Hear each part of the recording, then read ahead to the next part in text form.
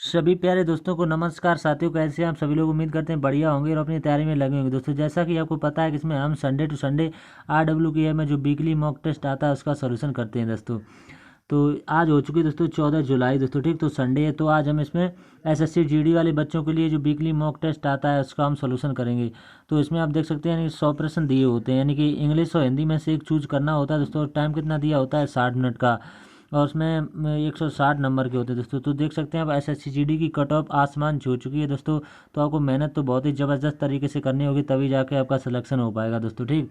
बच्चे 2 से 3 बार में दोस्तों ये एग्ज़ाम निकाल पाते हैं, क्योंकि इसमें कट ऑफ पूरी से पूरी चली जाती है दोस्तों, ठीक। तो स्टार्ट टेस्ट यहाँ से कर लेते हैं। इससे पहले आपसे अनुरोध है दोस्तों, वीडियो फुल जरूर वॉच करें, क्योंकि इसमें 20 क्वेश्चन होते हैं दोस्तों। हर प्रश्न में अलग सा अलग तरीका लगता है दोस्तों। 20 प्रश्न में 20 ही जैसा तरीका लगता है। तो जैसा कि ऐसा तो नहीं है कि पहले प्रश्न की तरह से 20 प्रश्न सॉल्व हो जाएं दोस्तों, ऐसा कभी नहीं हो सकता है।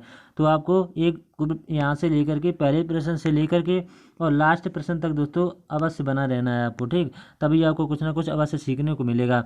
तो आपसे अनुरोध है, पहली बार चैनल पर हैं तो चैनल को सब्सक्राइब अवश्य करें, क्योंकि अंकित सर का ऐप से रिलेटेड जितने भी मॉक टेस्ट का सॉल्यूशन है आपको इसी चैनल पर मिलता रहता है दोस्तों।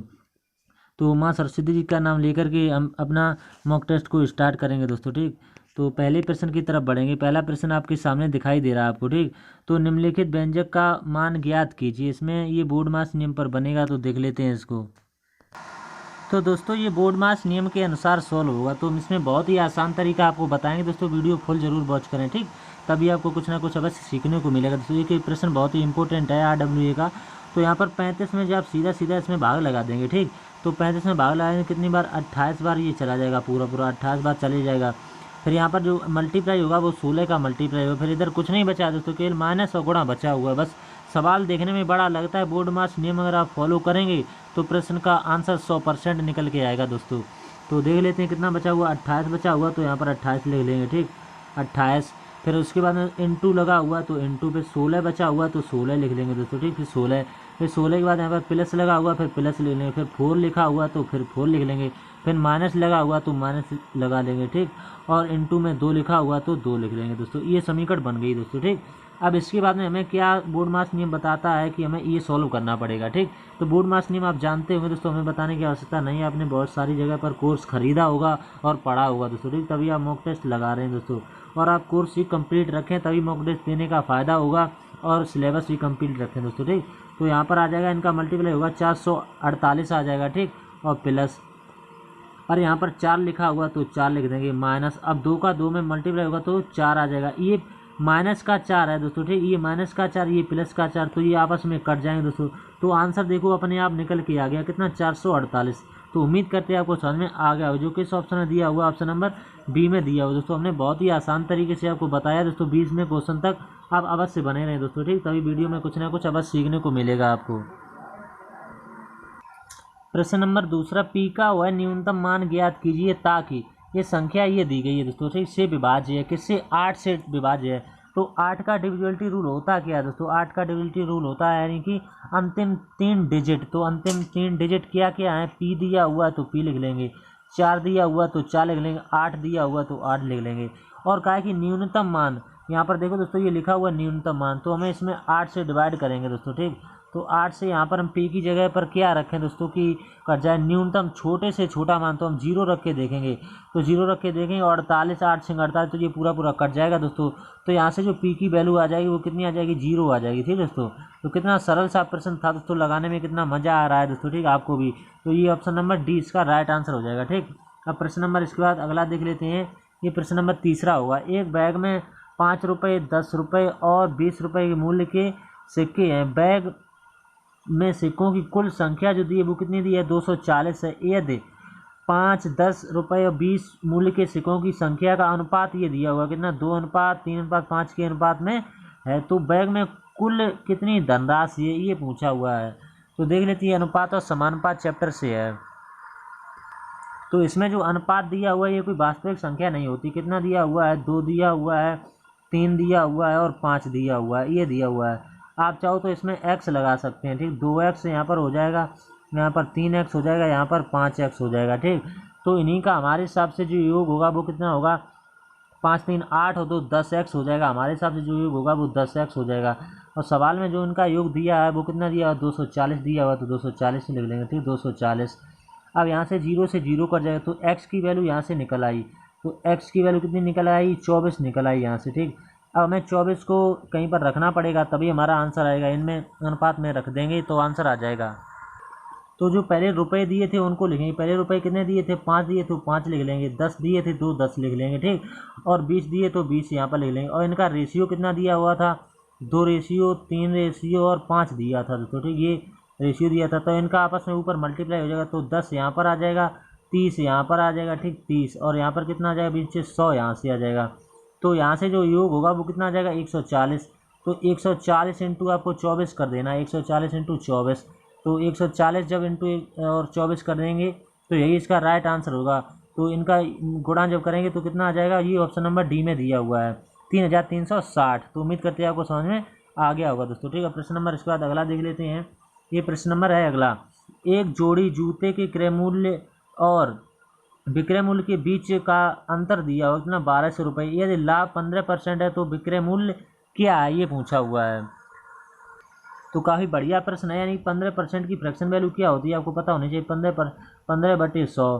तो ये 5 से कटेगा, 5 के 15 होते हैं, 5 के कितने होते हैं, 15 होते हैं, तो 3 यहाँ पर चला जाएगा, ठीक, और यहाँ पर 5 दूनी 10। तो कह रहे हैं लाभ कह रहे हैं, तो 20 से कितना हो जाएगा, यहाँ पर देख लेते हैं, 20 से हो जाएगा, ये 20 से 23 हो जाएगा, ठीक, 20 से 23, 20 से 23। तो हमारे हिसाब से इनका अंतर कितना है, 3 का अंतर दिया हुआ है, और सवाल में जो अंतर दिया है वो कितना, 1200 का दिया हुआ है, 1200 लिख लेंगे यहाँ पर, ठीक, 1200। तो एक पार्ट की वैल्यू यहाँ से कितनी आएगी, 3 से ये कट जाएगा 4 बार, तो एक पार्ट की वैल्यू जब 400 आ जाएगी, ठीक, एक पार्ट की वैल्यू 400। हमें 23 पार्ट की वैल्यू बतानी है, तो 23 का ऐसे मल्टीप्लाई हो जाएगा, इंटू 23 कर देंगे, इंटू 23। तो जो राइट आंसर हो जाएगा वो कितना, 400 में जब 23 की मल्टीप्लाई करेंगे तो आंसर ये आ जाएगा दोस्तों, ठीक, यानी कि 9200, 9200। तो उम्मीद करते हैं आपको समझ आ गया होगा। तो प्रश्न नंबर इसके बाद अगला देख लेते हैं। अपनी 11वीं पारी में एक बल्लेबाज 77 रन का स्कोर बनाता है, जिससे उसका औसत स्कोर 3 बढ़ जाता है। 11वीं पारी के बाद उसका औसत स्कोर क्या होगा, यानी 11वीं पारी के बाद, तो उसमें हमें 3 जोड़ना भी पड़ेगा, क्योंकि इसमें कह रहे हैं कि 3 बढ़ जाता है। तो देख लेते हैं किस तरह से ये 3 बढ़ जाता है।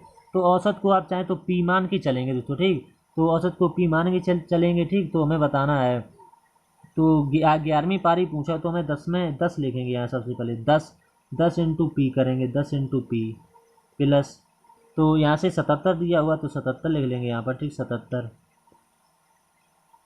और फिर इसमें बराबर लगाएं, फिर कितना का है, यानी कि 11वीं का है तो 11 लिख लेंगे, और इंटू फिर पी प्लस का 3, क्योंकि औसत बढ़ जाता है तो 3 यहाँ पर प्लस करना पड़ेगा।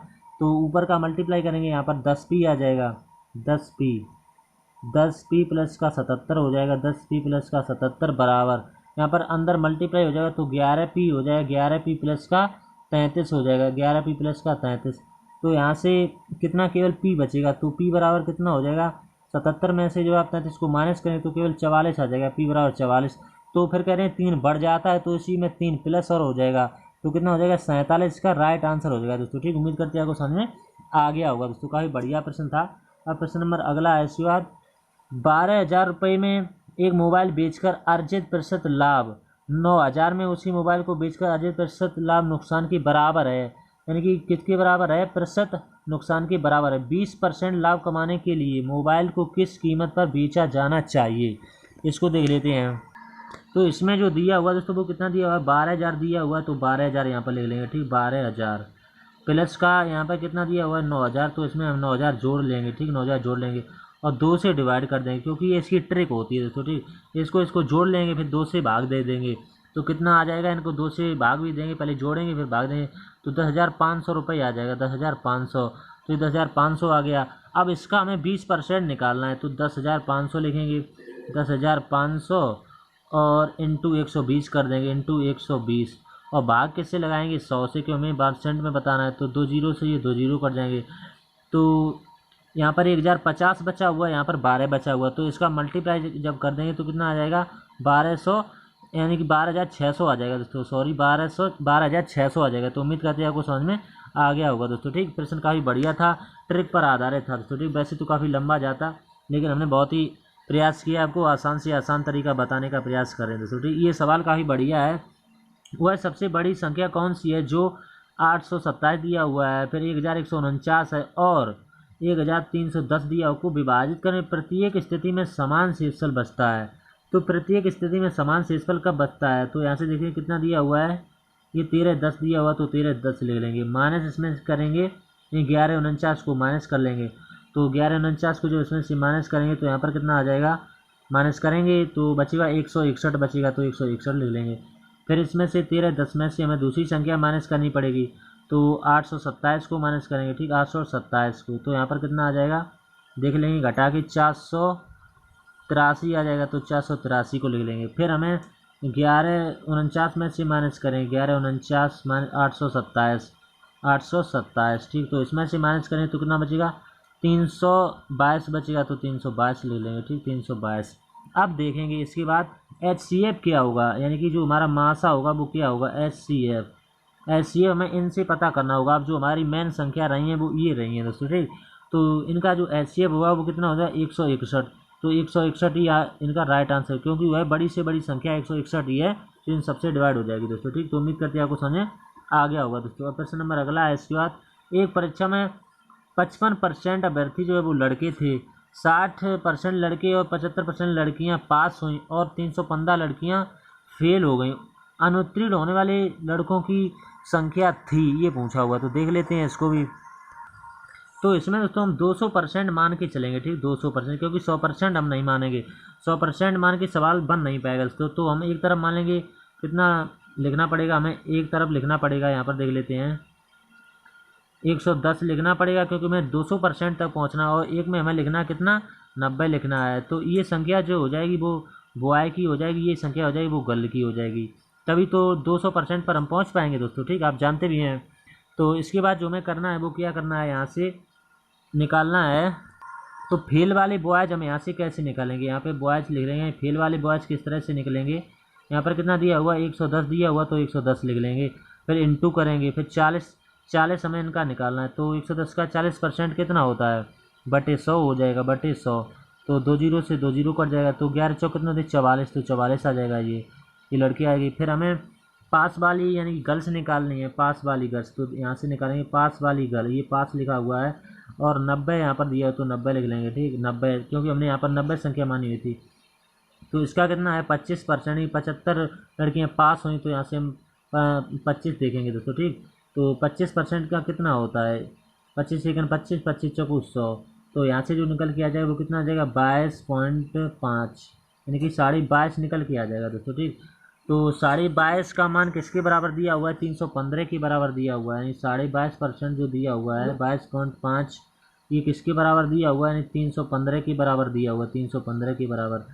तो एक पार्ट की वैल्यू यहाँ से कितनी आ जाएगी, एक पार्ट की वैल्यू यानी 14, तो 14 इंटू हमें कितनी वैल्यू बतानी, हमें 44 पार्ट की वैल्यू बतानी है, तो 44 का ऐसे मल्टीप्लाई हो जाएगा, तो 14 में जब 44 का मल्टीप्लाई होगा तो कितना आ जाएगा, 616 आ जाएगा, यही इसका राइट आंसर होगा दोस्तों। उम्मीद करते हैं आपको समझ में आ गया होगा। प्रश्न नंबर अगला है, इसके बाद यदि एक बेलन के आधार की त्रिज्या और ऊंचाई क्रम से 17 सेंटीमीटर और 49 सेंटीमीटर, तो बेलन का वक्रपृष्ठीय क्षेत्रफल क्या होगा, पाई बराबर आपको ये लेना है।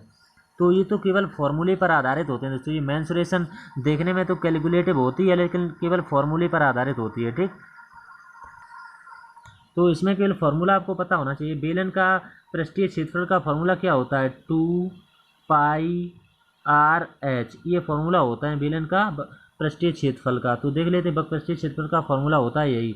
तो दो सम्मान दिए हुए केवल वैल्यू पुट करनी है, 2 इंटू फिर पाई की वैल्यू कितनी बताई है 22/7 बताई, तो 22/7। आर की वैल्यू इसमें दी है, तो आर की वैल्यू इसमें कितनी 17 दी है, तो 17 ले लेंगे।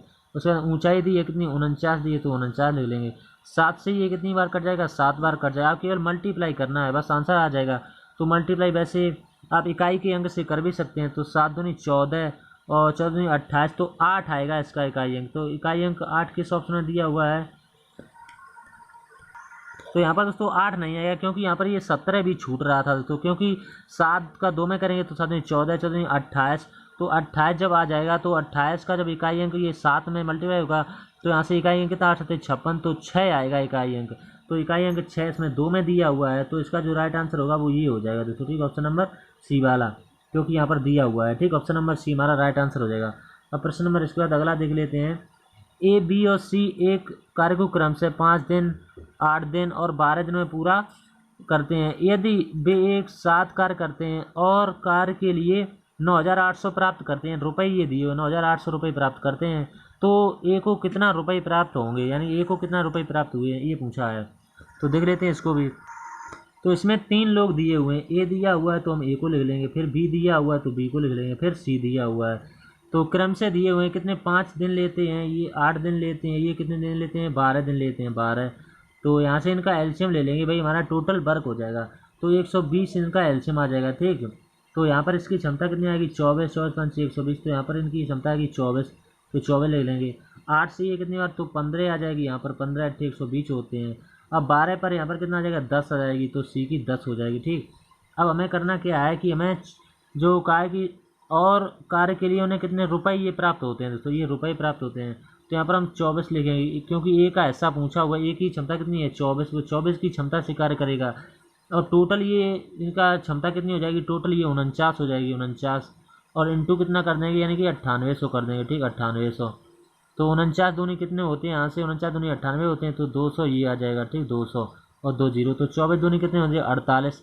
तो 4800 इसका राइट आंसर हो जाएगा दोस्तों। उम्मीद करते हैं आपको समझ में आ गया होगा, काफ़ी आसान सा प्रश्न था। अब प्रश्न नंबर अगला देख लेते हैं। इसके बाद, एक वस्तु का क्रय मूल्य अंकित मूल्य का 60% है, अंकित मूल्य पर 4% की छूट देने के बाद लाभ प्रतिशत कितना होगा।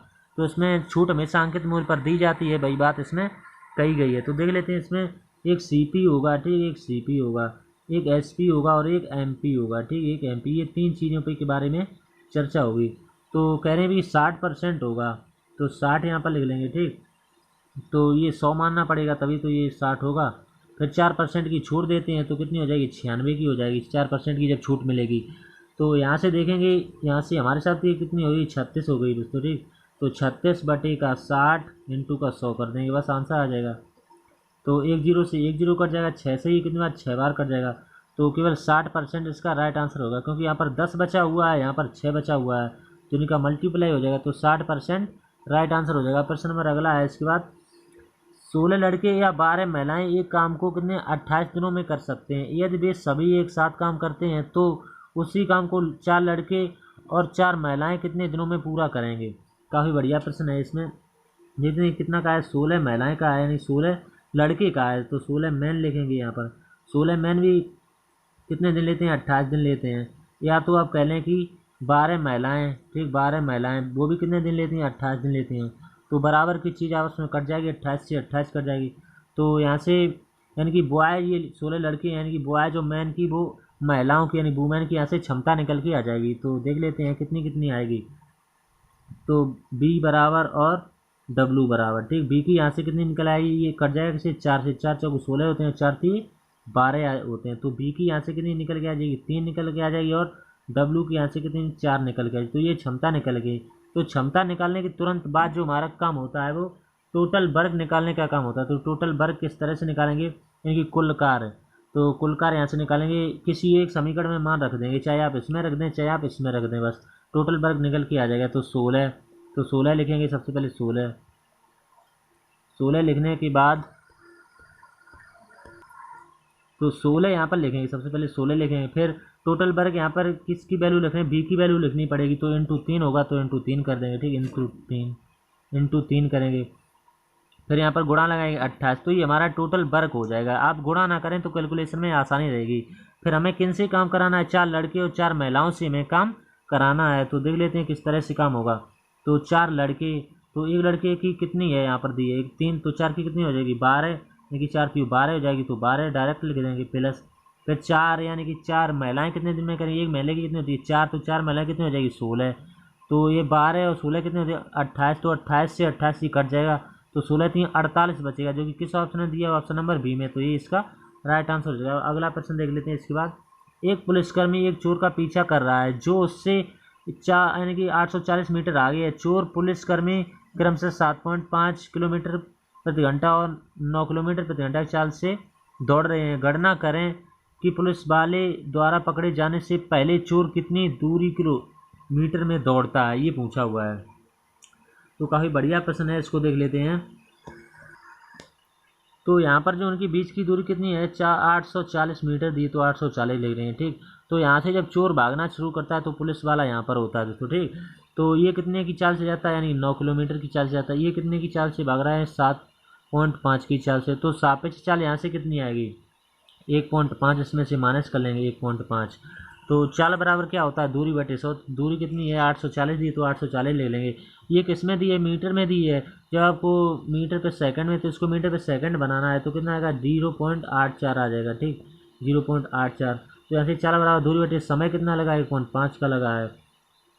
तो यहाँ से जो निकल के आ जाएगा वो कितना आ जाएगा, 0 पॉइंट भाग लगाएंगे 0.5 से निकल के आ जाएगा 0.5 से। तो इसी में हमें मल्टीप्लाई करा देनी है उसकी चाल से। तो चोर की चाल कितनी है, यानी कि 7.5, तो 7.5 से मल्टीप्लाई हो जाएगा 7.5 से। ठीक, तो इनका इतने का मल्टीप्लाई होगा तो कितना आ जाएगा 4.2। यही इसका राइट आंसर हो जाएगा दोस्तों। ठीक, उम्मीद करते हैं आपको समझ में आ गया होगा। प्रश्न नंबर इसके बाद अगला देख लेते हैं।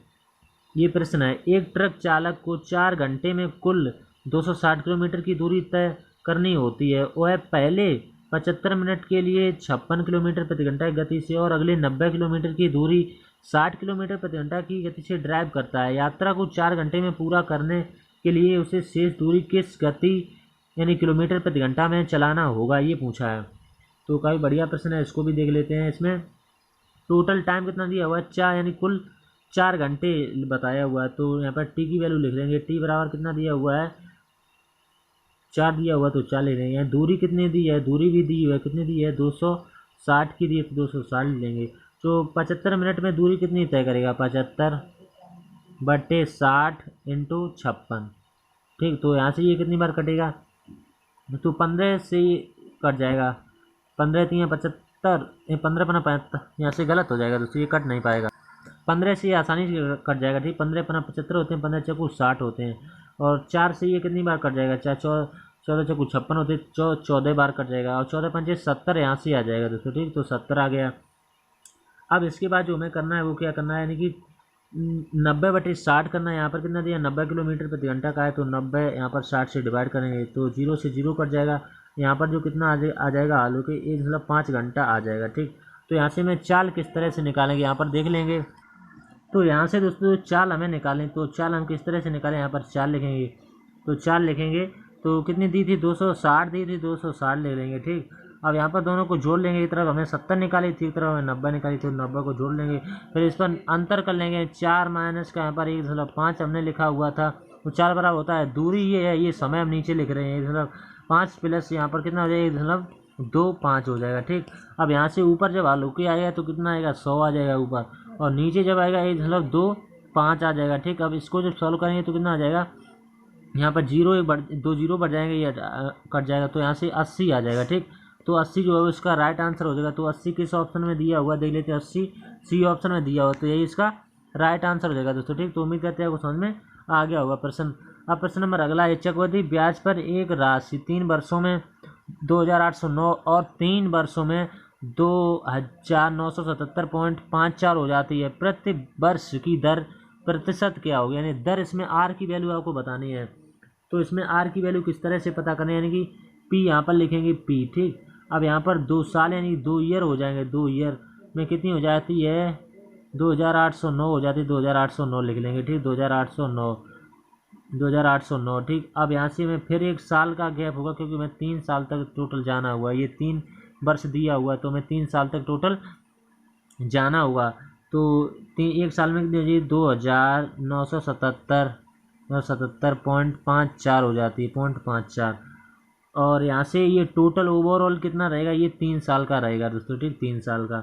तो यहाँ से आर हमें पता करनी, आर बराबर यानी कि 2977 पॉइंट यहाँ पर 54, और माइनस इसमें से करेंगे कितना, 2809 को माइनस करेंगे, 2809 को माइनस करेंगे, और बटे कितना करेंगे, बटे करेंगे 2809 करेंगे, 2809, और इंटू कितना करेंगे, इंटू करेंगे 100। तो इस समीकरण को बस आपस में सॉल्व करना है। जब ऊपर माइनस करेंगे तो कितना बचेगा, 168.54 बचेगा, 168.54। नीचे कितना बचेगा, 2809 ही बचेगा, 2809, और इंटू जो करना है वो कितना करना है, 100 तो करना ही है। तो इस समीकरण को जब सॉल्व कर लेंगे तो आर की वैल्यू कितनी आ जाएगी, आर बराबर 6% आ जाएगा दोस्तों। ठीक, तो उम्मीद करते हैं केवल कैलकुलेशन थोड़ी सी बची है, आप कर सकते हैं इतना। वैसा ही हम छोड़ते हैं, जितना कठिन होता है वो तो बता ही देते हैं आपको। किसी उधार ली गई राशि 20% वार्षिक जैसे 3 वर्षों के लिए चक्रवृद्धि ब्याज साधारण ब्याज का अंतर दिया उतना 432। मूल राशि क्या है? तो साधारण ब्याज का अंतर दिया हुआ, तो देख लेते हैं इसको भी, सवाल को। बढ़िया है। तो इसमें एक फॉर्मूला होता है, क्या होता है उसको यहाँ पर लिख देते हैं, ए बी प्लस का बी सी, ठीक, ए बी प्लस का बी सी और प्लस का सी ए, ठीक, प्लस का सी ए, और भाग में कितना होता है 100, भाग में 100 हो जाता है, प्लस ए बी सी हो जाता है, ए बी सी, और भाग में कितना हो जाता है यहाँ पर 3-4 जीरो होंगे दोस्तों, ठीक, तो ये हो जाता है, ठीक। अब इसके बाद में कितना कहा है कि 20% वार्षिक दर से 3 वर्षों में, तो यहाँ से कितना आ जाएगा, सबसे पहले 400, ठीक, 400 लिख लेंगे, ठीक, 400, और फिर प्लस का 400 लिखेंगे, फिर प्लस का 400, ठीक, फिर एक बार फिर प्लस का 400, 3 बार लिखना पड़ेगा दोस्तों, ठीक, प्लस का 400, तो यहाँ पर प्लस लगाएंगे और 400 लिख लेंगे, प्लस का 400, और फिर यहाँ पर कितना लिखना पड़ेगा, 20% 3 बार लिखना पड़ेगा, 20 इंटू 20 और इंटू 20, क्योंकि परसेंट हमेशा 3 बार इसमें फॉर्मूले में लिखा हुआ है। और नीचे जो कितना होगा, यानी कि 10,000 हो जाएगा नीचे, ठीक। ये समीकरण सॉल्व करनी है, तो आर बराबर आ जाएगा ऊपर 12 प्लस का 0.8, ठीक, तो यहाँ से कितना आ जाएगा 12.8 आ जाएगा, 12.8, तो ये 12.8 किसके बराबर हो जाएगा, 432 के बराबर हो जाएगा। यहाँ पर देखते हैं 432 और 12.8 और इंटू 100 कर देंगे, इंटू 100, बस इसी कैलकुलेशन को सॉल्व करना है। आपका आंसर आ जाएगा 3,375 ये रुपये आ जाएगा। तो मूल राशि कितनी थी, 3,375 रुपये, तो यही इसका राइट आंसर होगा। उसके बाद प्रश्न नंबर अगला है, एक परीक्षा में संदीप को उत्तीर्ण अंकों से 55% पर कम अंक मिले, वो 223.2 अंक मिले। यदि उत्तीर्ण प्रतिशत 62% है तो परीक्षा में अधिकतम अंक कितने थे, ये पूछा हुआ है। काफ़ी बढ़िया प्रश्न है, इसको देख लेते हैं। तो ये सवाल काफ़ी आसान सा है, इसको देख लेते हैं। इसमें कितना कहा है कि 55% इसमें कहा है, और फिर कितना कहा है, 62% कहा है।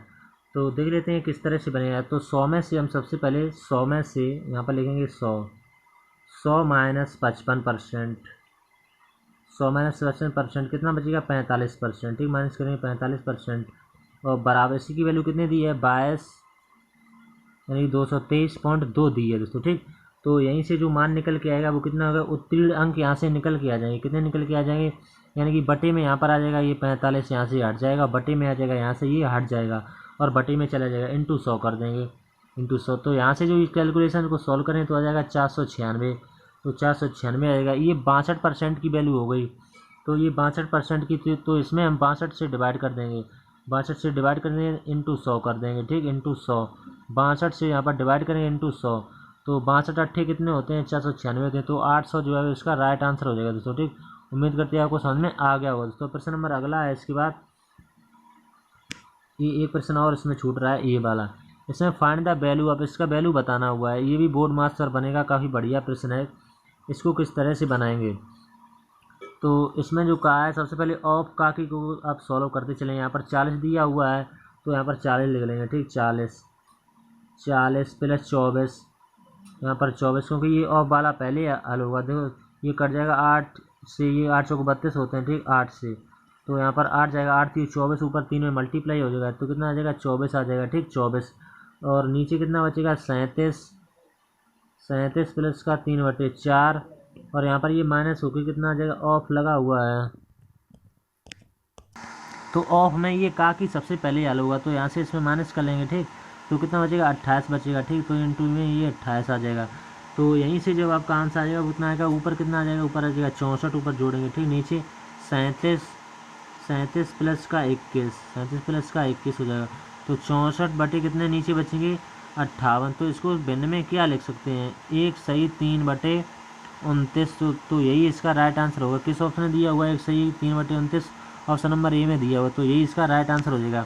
अब प्रश्न नंबर अगला है, इसके बाद ये दो संख्याओं का यानी कि लासा दिया हुआ है कितना 480, और उनका मासा कितना 7 है। यदि एक संख्या 56 है तो दूसरी क्या होगी, तो इसका फॉर्मूला होता है लासा इंटू मासा। तो लासा कितना दिया हुआ है 480 दिया हुआ, यानी 840 दिया हुआ है, लासा इंटू मासा कितना 7 दिया हुआ, और पहली संख्या कितनी दी है 56 दी है, और दूसरी संख्या हमसे पूछी है, तो दूसरी संख्या हम सेकंड मानेंगे।